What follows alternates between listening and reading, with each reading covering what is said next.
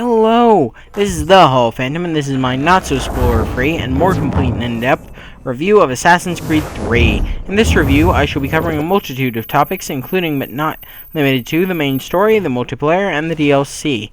Now, that's been said, I already mentioned that this is a review that is not spoiler-free, but also it's not too spoilery, meaning that I'll say things like Character A is a part of Faction B, but not things like Character A kills Character Z for X reason. Also, my spoilers shall be a mix of common sense, like the Americans win the Revolutionary War. You know, common sense. And knowledge. Common sense and knowledge, either known from trailers, /E3 conferences, /demos, /whatever, or things that you learn up until Sequence 6, for the most part. Now that that's covered, onwards to the review. First topic, characters. Now there are only 3 real main characters in AC3. All the other characters are mostly undeveloped side characters. Now some people argue that even the main characters aren't too well developed, as they believe that Ubisoft shunted character development aside in favor of better graphics and improved gameplay. The other side of the argument argues that the improved graphics, which allow very lifelike facial expressions, make up for the lack of in-story development, as they say that the facial expressions speak volumes about the character. I myself stand in the middle of the argument, as I believe that the characters could have had more in-story /verbal development, but at the same time I find the facial expressions as a very window into the character's soul. But, you may be wondering where I'm getting this information from. Where am I getting the fact that there is an argument about this? And in fact, where am I getting it? I'm getting it from the Ubisoft forums, which I used to be an avid member of, before I just sort of fell out of them. And, but I haven't even told you who the main characters are, have I? The characters are Haytham Kenway, Connor Kenway, and lastly, Desmond Miles. First up on the list is Haytham. You first meet Haytham when he is on a mission in the Theatre Royale to kill a man and steal an amulet from him. He does so stealthily, before making his way out of the Opera House, equally as stealthily, and then after a talk with his superiors, he makes his way to America. In America, he gathers the core of what becomes the American branch of the Knights Templar. Yeah, bit of a plot twist there, you know? Connor's father is a Templar. Yeah. But he goes on to father Connor and back to consolidating his power in America. His personality. As I said before, none of the main characters have too much of a personality, and Haytham is no exception. But what personality is revealed, I shall say. Haytham is a very polite man, yet very much a jump when I say jump, and don't ask why I'm saying jump man. He's also very tactical and quick to think on his feet, and is able to turn an unexpected situation into a profitable one. Next up to the chopping block is Connor Kenway, or Raton Hankaton, as he is formerly named by his mother. His name Connor was given to him by his mentor Achilles, who names him that after his dead son Connor Davenport. Connor is an assassin who is wholeheartedly devoted to destroying the American Templar Order, as he was given a vision of the future that to come should he not stop the Templars by the one who came before, known as Juno. This future included the destruction of his village, which he's rather attached to. Yeah, and we first meet Connor at a young age where he's playing hide-and-seek with his friends, and then a mission later as he is teaching hunting to another friend. Now on to personality. Connor has more of a personality than Haytham, but not by much. Connor is a naive, yet not so naive man, who believes in freedom and peace. He also at one point attempts peace with the Templars, only to fail due to differing viewpoints. Now Connor's facial expressions are something to behold. Especially in one scene which due to time constraints I don't have footage of, but I would wholeheartedly recommend looking up the footage for. And that is, it's a post-game scene in which the British troops leave America, and everyone is cheering as Connor looks on from a small distance away. The camera and Connor both turn to show a slave auction, and Connor smiles this sad smile that clearly says, "For all our progress, we have accomplished nothing." Now, Desmond, the one character everyone loves to hate.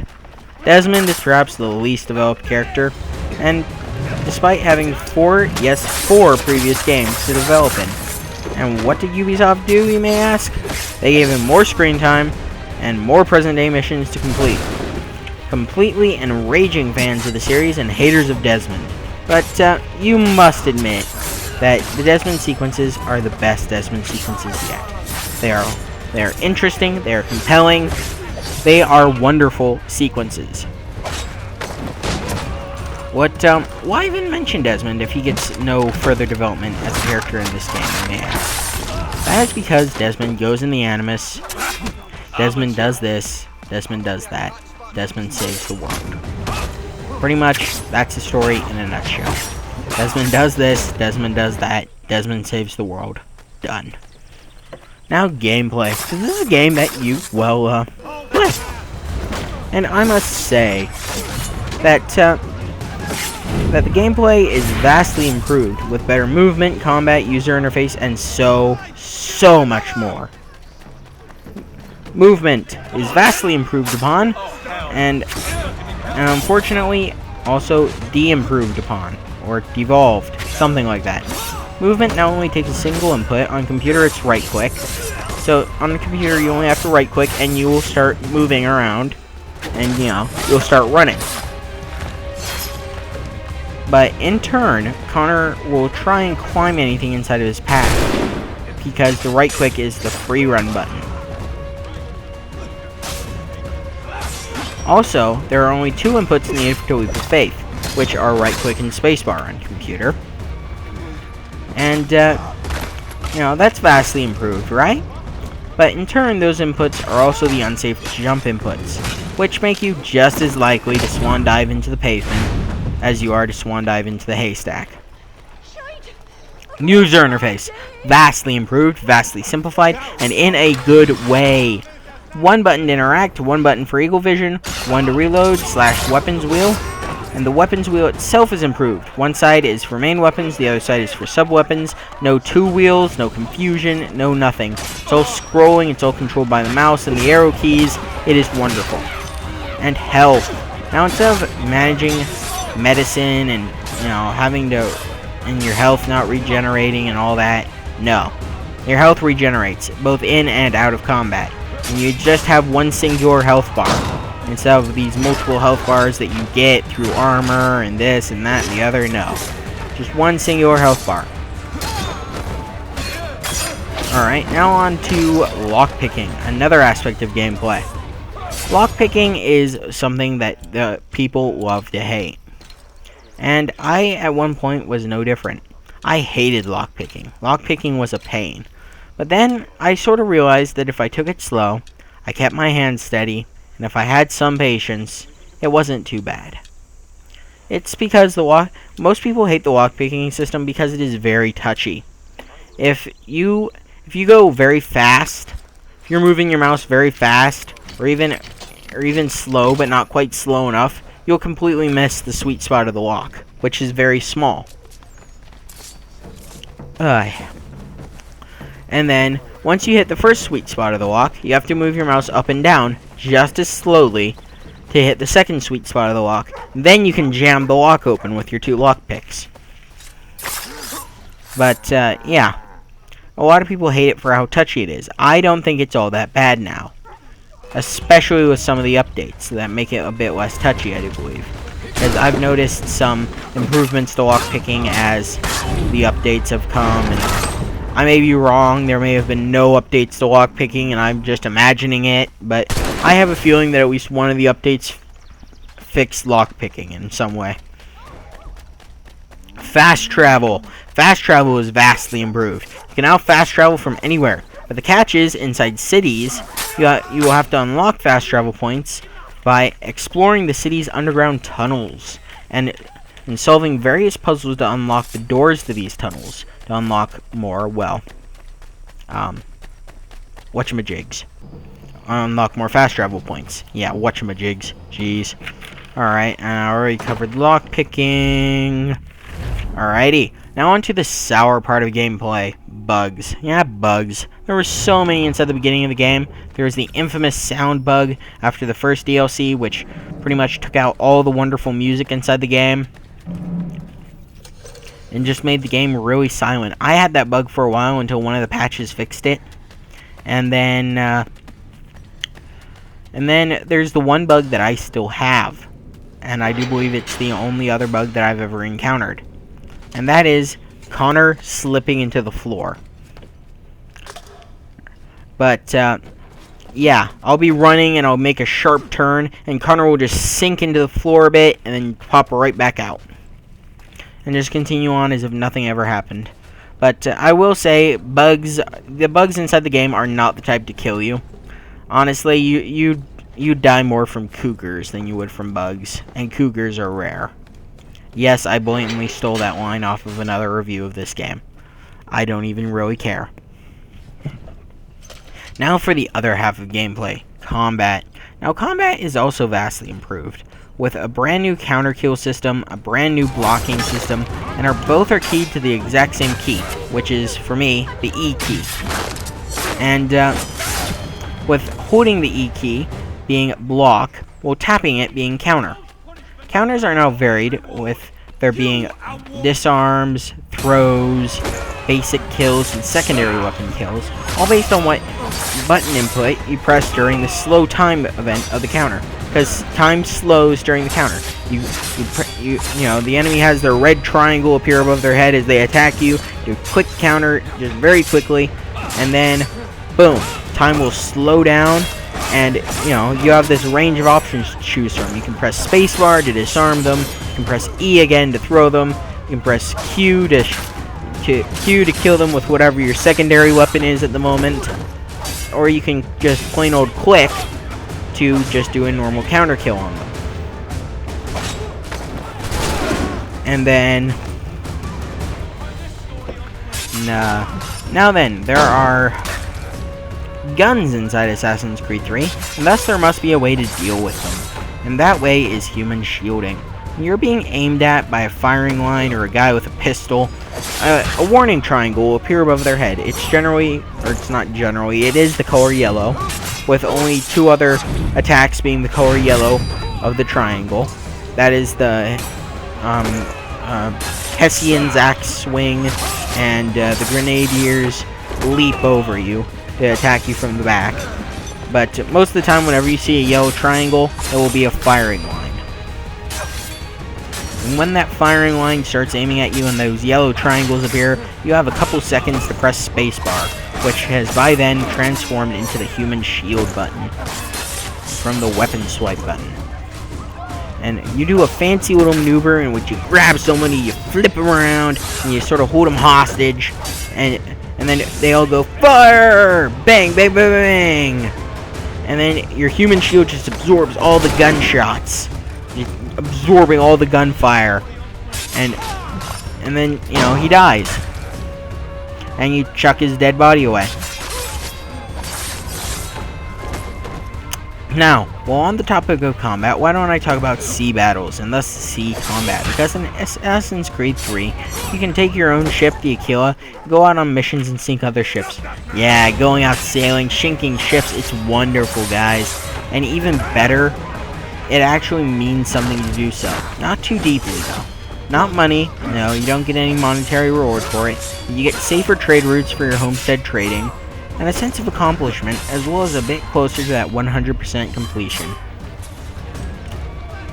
But one aspect that I truly like about the sea battles is the fact that you can customize your ship, the Aquila, with several various upgrades. That doesn't sound right. With various upgrades such as more cannons, fire shot, chain shot, grape shot, you know, all this different types of shot.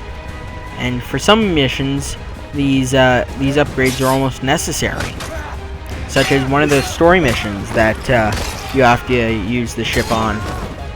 If you do not have the health upgrades for the Aquila by then, well, let me tell you this, you're going to die repeatedly, unless you are very, very good at naval combat. Now on to weaponry. Swords, which are close-range weapons which deal high amounts of damage. Tomahawks and daggers, which are close-range weapons which deal a bit less damage than swords. The hidden blades, which are also close-range weapons which are really only good for counter kills and basic assassinations. they actually do very little damage inside this game. Heavy weapons, which are heavy and slow, but do massive amounts of damage, and blunt weaponry, which are pretty much the same as heavy weaponry, but blunt. Then there's the bow, which is mainly used for hunting. It's actually not all that great against enemy infantry, unless you're trying to take someone out silently. Pistols, which there is a variety of. There's the duck foot, which is pretty much a shotgun pistol. There's the double barrel pistol, which is basically a 2-shot pistol. There's your basic old flintlock, which is, well, your basic old flintlock. And the musket, which you can pick up off your dead enemies' bodies, and you can shoot people with it, you can fight people with it. Yeah, all wonderful. And then there's a variety of secondary weapons, such as smoke bombs, poison darts, rope darts, and snares. And I think that's actually about it. Trip mines, can't forget trip mines. All of which flow into combat nicely. All of the weapons that I mentioned, they all flow into combat nicely. Now then, in sea battles I mentioned a bit about homestead trade routes, which brings me to the topic of the homestead and homestead trading. The homestead is sort of a central HQ thing, which is kind of like the assassin HQs of the previous couple of games. It's a place where weapons and trophies are stored. You know, it's a little bit of a trophy house place, and you know, there's a new crafting system where you can build yourself trophies, and you can build art, and you can hire artisans to craft things for you, and you can craft weaponry such as, I don't know, like better pistols and better swords. And you can also craft items to trade, such as like soup and barrels and guns and ship masts and stuff like that to trade on trade routes, as well as ammunition. You know, you can craft arrows, you can craft bullets, you can craft trip mines, you can craft smoke bombs, you can craft a lot of stuff, guys. Just a lot of stuff.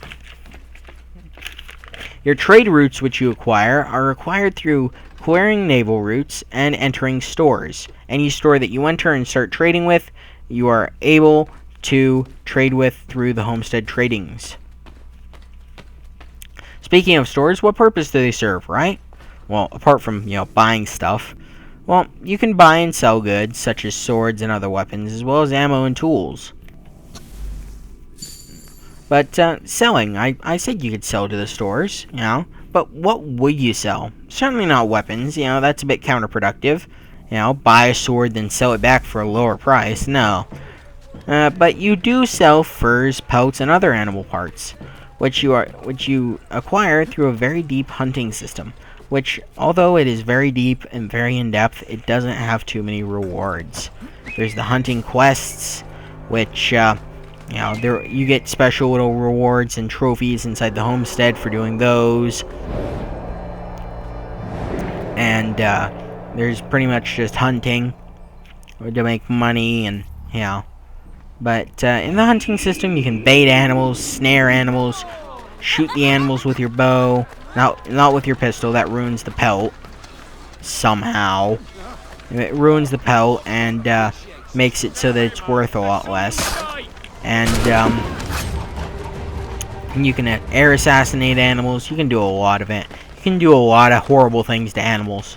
Now on to DLC. More specifically, the first DLC, Hidden Secrets, with its 3 levels, the Ghost War, Sinking a Secret, and Ruins at Saros. Ghost War and Sinking a Secret are naval battles, which I unfortunately have never done. I never played them, as I was sort of phased out of naval battles when the first DLC came around, and then I sort of dropped off of playing Assassin's Creed for months. And then, you know, I just sort of never got around to playing them. But they are very difficult missions. I do recommend having your kill fully upgraded before you take them on, or at least that's what I hear from hearsay. Whereas Ruins of Saros is an exploration mission of a Mayan temple, where you find Captain Kid's sawtooth sword, which is the second best sword in the game, and undoubtedly the coolest looking sword inside the game. You know, yeah, all the other swords, you know, Washington's Battle Saber, the best sword inside the game, may have the best stats, may have the best stats overall, but but it lacks inside appearance when compared to the Captain Kidd Sawtooth sword. Now onto the story. The story is actually rather dry for the most part. It's quite similar to the other Assassin's Creed game stories. You know, you hop in the Animus, Desmond does stuff inside the Animus, the day is saved, woohoo! But at the same time, it's interesting and compelling. But unfortunately, saying too much more would be too spoilery. But I can say that about 4 sequences of the game are spent on Hatham, and the rest of the sequences are spent on Connor. And there is an after-game sequence / sequences where you can wrap up any unfinished side quests and just generally roam around the frontier, you know?